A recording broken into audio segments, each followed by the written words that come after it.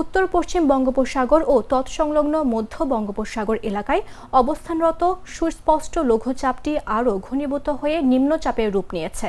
এর ফলে দেশের 4 সমুদ্র বন্দরকে 3 নম্বর স্থানীয় সতর্ক সংকেত দেওয়া হয়েছে।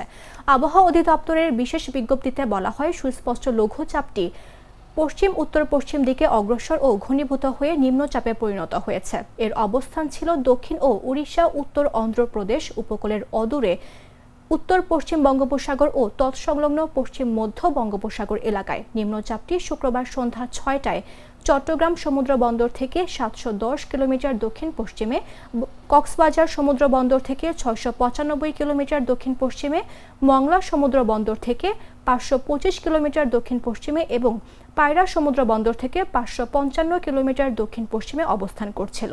আবহাওয়া অধিদপ্তর বলছে, এটি আরও পশ্চিম দিকে অগ্রসর হয়ে শনিবার সকাল নাগাদ দক্ষিণ ওড়িশা উত্তর অন্ধ্রপ্রদেশ উপকূলে অতিক্রম করতে পারে। এর প্রভাবে উত্তর বঙ্গোপসাগর এলাকায় বায়ুচাপের তারতম্যের আধিক্য বিরাজ করছে। উত্তর বঙ্গোপসাগর বাংলাদেশের উপকূলীয় এলাকা ও সমুদ্র বন্দর সমূহের ওপর দিয়ে দমকা বা ঝড়ো হাওয়া বয়ে যেতে পারে।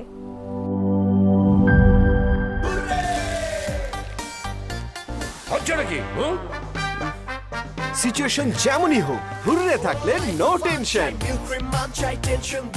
মিল্ক ক্রিম আর এক্সাইটিং ফ্রুট ফ্লেভারে তৈরি হুররে ওয়েফারের মাঞ্চি টেস্টে আপনিও বলবেন টেনশন দূর রে, হয়ে যাক হুররে।